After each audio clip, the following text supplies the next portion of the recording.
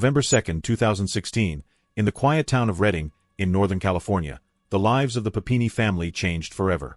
Or at least, that was what the entire world believed. Sherri Papini was, in the eyes of her neighbors, the personification of the perfect mother, a blonde, 34-year-old woman, devoted to her two young children, active in her community, and known for her healthy lifestyle. That autumn afternoon, as she routinely did, Sherri put on her running shoes and went out for a jog along the lush trails near her home.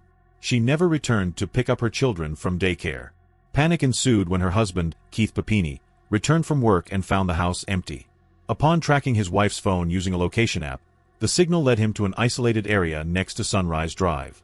There, lying on the ground, were Sherri's iPhone and her headphones. But what froze the blood of Keith and the first police officers to arrive was not the phone, but what was tangled in the cable. Several strands of Sherri's long blonde hair, torn out by the roots. The scene suggested a violent struggle, a sudden abduction in the middle of the day. From that moment on, the Papini case became a national obsession in the United States. The news opened daily with her photograph, the hashtag #FindSherri flooded social media, and the community organized massive search parties. A GoFundMe account was opened, quickly raising nearly $50,000 to help the family and fund private investigators, while an anonymous donor went as far as offering a $100,000 reward in exchange for her release. For 22 agonizing days, the entire country held its breath, theorizing about serial killers, human trafficking networks, and the fate of America's mom. What no one could imagine was that the real mystery did not lie in knowing where Sherri Papini was, but in the twisted web of lies that would come to light when, against all odds, the young mother returned from the dead. This is the story of how a textbook kidnapping transformed into one of the most disturbing, calculated, and high-profile psychological frauds of the 21st century. In the early morning hours of November 24, 2016, Thanksgiving Day was being celebrated in the United States, a deeply family-oriented holiday. It was precisely at 4:30 on this freezing morning when the case took an absolute turn that shocked the country. About 240 kilometers south of where she had disappeared, on a dark and secluded section of Interstate 5 in Yolo County, California, a truck driver spotted a figure on the side of the road. The silhouette was moving erratically, waving her arms desperately in the middle of the gloom. As the driver pulled over, he discovered a terrified woman, enveloped in the darkness of the shoulder. It was Sherri Papini. She had reappeared after 22 days of absolute silence. However, the image of her return was a far cry from a happy reunion. The scene looked like something out of a psychological horror film. When emergency services and the highway patrol arrived at the scene, they found a woman in a state of absolute physical and mental devastation. Sherri was chained. She wore a heavy chain fastened around her waist, her wrists were handcuffed, and her ankles were semi-bound with high-strength plastic zip ties, severely limiting her ability to walk. She had a cloth bag tied over her head, which prevented her from seeing her surroundings and which, according to her, had only been removed the moment she was thrown from a moving vehicle. During her 22 days of absence, Sherri had lost more than 7 kilos. Her body, originally slender, showed an emaciated and skeletal thinness, weighing barely 39 kilos upon entering the hospital. Her nose was broken, her eyes were notably swollen, and her body was covered in a map of bruises and burns in different stages of healing, suggesting systematic physical punishment. Her iconic blonde mane, which appeared on every search poster across the country, had been roughly cropped short, leaving her with uneven patches. The detail that ultimately horrified forensic doctors and local sheriff's investigators was discovered during the medical examination at the hospital. Sherri had a brand mark burned into her right shoulder. Someone had heated a metal tool to deliberately burn her skin, inscribing a cryptic message that, according to authorities, contained indecipherable characters. The media impact was immediate. The country went from anxiety to collective shock. Television networks interrupted holiday programming to announce the Thanksgiving miracle. Keith Papini, her husband, issued a heartbreaking public statement describing his wife's condition, asserting that the marks on her body were proof of absolute sadism. The case was no longer just a disappearance. It had become a manhunt for dangerous, sadistic, and heavily armed captors loose on the roads of California. With Sherri Papini safe in the hospital, the FBI and Shasta County detectives faced the task of finding out who was behind such a level of cruelty. However, from the very first interrogation on the hospital gurney, the investigation entered a confusing and shadow-filled territory. Sherri was visibly traumatized, crying uncontrollably, and her account was fragmented, but the story she constructed before federal agents set off all national security alarms. According to Sherri's statement, while she was running along Sunrise Drive, a dark-colored SUV pulled up next to her. Inside were 2 women. Sherri claimed she approached thinking they needed directions, but at that moment, one of the women pulled out a gun, pointed it at her, and forced her into the vehicle. Immediately, They covered her head with a canvas bag. Sherri repeatedly insisted on a key detail. Her kidnappers were two women of Hispanic origin. To justify why she could not give exact descriptions, she explained that they spoke in Spanish almost the entire time, kept their faces covered with bandanas, and operated with military-like synchronization. She would alter her tone of voice to imitate the accent they supposedly had. The account of the 22 days of kidnapping seemed taken from a cinematic nightmare. Sherri described being kept locked in a cold, windowless basement or shed, chained to a pole. She claimed her captors played Mexican music at a deafening volume for days on end to psychologically torture and disorient her. They barely fed her, one corn tortilla a day with a little water, and only took her out of the room to beat her or to force her to cut her own hair in front of a mirror. When agents asked her about the disturbing brand on her shoulder, Sherri gave a chilling explanation. She said one of the women had burned her with a piece of glowing hot metal as an act of pure dominance and contempt, suggesting they intended to sell her into a human trafficking network, but ultimately decided to discard her because she was too high profile in the media. The dissemination of this version triggered a true social and political storm in California. Based on Sherri's erratic memories, FBI sketch artists drew and published two composite sketches of the alleged Hispanic kidnappers, a young woman with thin eyebrows and an older woman with gray hair. Fear gripped the region. Women in Redding stopped going out for runs alone, pepper spray sales skyrocketed, and a climate of deep tension and suspicion toward the immigrant and Hispanic community in the area emerged. Local politicians and citizen groups demanded road closures and stricter immigration checks to find the criminals. Meanwhile, Sherri returned home, turned into a national symbol of survival. She isolated herself from the public eye on a rural property, protected by her husband Keith, who fiercely defended her to the media.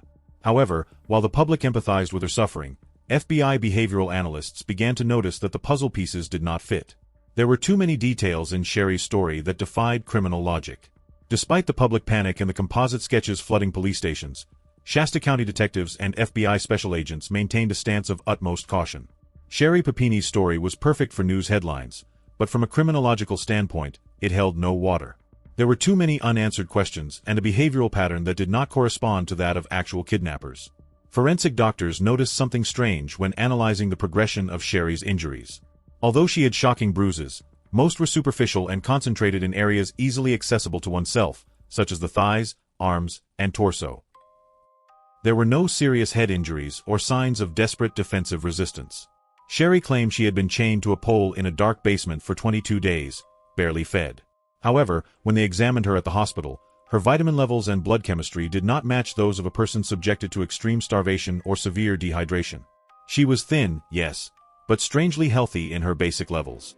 Every time the FBI tried to delve deeper into the layout of the basement, the music, or the conversations of the alleged kidnappers, Sherri would suffer convenient anxiety attacks or subtly change the details. FBI behavioral analysts noticed that her body language was not that of a victim trying to recall a trauma, but that of someone constructing a narrative on the fly. The investigation shifted from suspicions to irrefutable facts thanks to laboratory analysis. When Sherri was rescued on the highway, authorities kept the clothes she was wearing, a gray sweatshirt that, according to her captors had given her, to search for biological evidence. The results from the California Department of Justice laboratory dropped a bombshell. Traces of DNA were found on Sherri's underwear and sweatshirt. Investigators expected to find the genetic profile of the two Hispanic women. Instead, the lab isolated two profiles, Sherri's own and that of an unknown man. The first thing police did was check that DNA against her husband, Keith Papini. The result was negative. The DNA belonged to another man, a complete stranger who did not appear in any criminal database, Cody's. For nearly 4 years, the case entered an apparent standstill for the public, but the FBI continued working in the shadows. In 2020, investigators decided to use a revolutionary tool that was changing crime solving in the United States: investigative genetic genealogy. They took the male DNA found on Sherri's clothing and uploaded it to public genealogy databases, like those everyday people use to search for ancestors. Forensic geneticists traced the family tree of that DNA sample until they reached a specific family tree in the state of Arizona. Crossing data on ages, residences, and past relationships, they arrived at a name that made all the puzzle pieces suddenly click into place: James Reyes. James Reyes was not a dangerous kidnapper from an international network. He was none other than an ex-boyfriend of Sherri Papini's from high school. The truth was about to explode. In the year 2020, armed with the scientific certainty provided by the DNA, FBI special agents traveled to a residence in the state of Arizona to knock on James Reyes' door. Unlike what would be expected from the leader of a kidnapping ring, James was an ordinary man with no major criminal record, who froze upon seeing the federal badges. The agents did not beat around the bush. They told him they had his DNA on the clothes Sherri Papini was wearing the day of her release, and that he was facing federal kidnapping charges. It was at that precise moment that Sherri's grand national lie completely fell apart. James Reyes did not try to run or deny the facts. He broke down and confessed everything immediately, opening his phone files and showing evidence that left the agent stunned. James Reyes explained to the FBI that he never kidnapped Sherri. It had all been a master plan designed, executed, and coordinated by Sherri Papini herself. According to Reyes' statement, backed by text messages on prepaid burner phones purchased months prior, Sherri had contacted him weeks before her disappearance. Using her skills of manipulation, she cried to him and begged him to rescue her, claiming that her husband Keith was physically and psychologically abusing her, and that she feared for her life, an accusation the FBI proved was 100% false. James, who had been in love with her since adolescence, believed every word and agreed to help her. On November 2, 2016, James drove a rental car from Arizona to Redding. He waited at the exact spot where Sherri usually went running. She approached the car on her own 2 feet, tore out strands of her own hair to scatter them next to her headphones on the ground, creating the crime scene to mislead the police, and voluntarily got into the vehicle. While the state of California spent thousands of dollars on helicopters and search parties, and her husband wept on television, Sherri was placidly settled in James' apartment in Arizona. She spent the 22 days doing yoga, cleaning the house, watching television, and playing video games. James stated that she was never held against her will and that the apartment doors were always unlocked. The most disturbing part of James Reyes' testimony was how the terrifying injuries Sherri appeared with on the highway were generated. James confessed that, as Thanksgiving approached, Sherri began saying it was time to go back to her kids, but that she needed extreme physical proof so no one would suspect her flight. Sherri planned every single blow. She spent hours beating herself on the legs and arms with pieces of wood and blunt objects from around the apartment. She threw herself onto the floor and against the corners of furniture to break her own nose and inflict the shocking black eyes. She strictly stopped eating during the final 2 weeks with the sole objective of emaciating her body to simulate severe starvation before the doctors at the hospital. Sherri wanted a detail that would make her story unquestionable. She demanded that James go to a hardware store and buy a wood-burning hobby tool. She designed the sketch of the brand herself and forced James to heat the metal and press it against her shoulder. James admitted to the FBI that he did it trembling, while she endured the pain in absolute silence, so the deception would be flawless. Finally, on the night of November 23, James chained her following Sherri's precise instructions, placed the bag over her head, and drove her back to California, leaving her on the shoulder of Interstate 5 so the entire world could witness her miraculous return. With James Reyes' detailed confession and the phone records in their possession, the FBI decided it was time to play their final card. In August 2020, they summoned Sherri Papini to a federal interrogation room under the guise of reviewing new details about the Hispanic kidnappers. Sherri arrived accompanied by her husband Keith, who was still acting as her unconditional protector. The interrogation room became the stage for a fascinating psychological drama, recorded entirely by the FBI's security cameras. During the first part of the session, the agents let Sherri repeat her story. She cried again, detailed the alleged abuse by the Hispanic women, and presented herself as the traumatized victim. Her husband Keith held her hand, offering support. Midway through the session, the special agent in charge changed his tone of voice, leaned forward, and dropped a line that froze the room. "Sherri, we know you were with James Reyes in Arizona. We have his DNA, we have the rental car records, and we know the kidnapping never happened." Sherri's reaction was visceral. Instead of confessing, she clung to the lie with a chilling coldness. She began shaking her head, sobbing harder, and inventing a new layer of deception on the fly, claiming that James had kidnapped her too, using mind control. The most heartbreaking part of the video is Keith Papini's reaction. Upon seeing the irrefutable evidence, the photos of James' apartment, the text messages, the man suddenly realized that the last 4 years of his life had been an absolute farce. He put his hands to his head, stood up from his chair, and left his wife alone in the room. The house of cards had completely collapsed. Despite her initial resistance, the weight of the federal evidence left her no escape. In March 2022, Sherri Papini was formally arrested. A month later, to avoid a heavier sentence in a public trial, she reached a plea deal with the prosecution and pled guilty to 2 federal charges: mail fraud and making false statements to a law enforcement officer.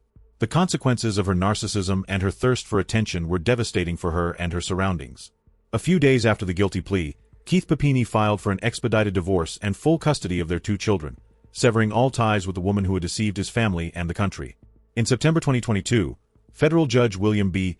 Shub sentenced her to 18 months of actual prison time in a federal penitentiary. The judge argued that the sentence needed to serve as an example due to the severe suffering she caused the community and the irrational fear she sowed toward the Hispanic population. Sherri was ordered to pay an astronomical financial restitution of $309,902.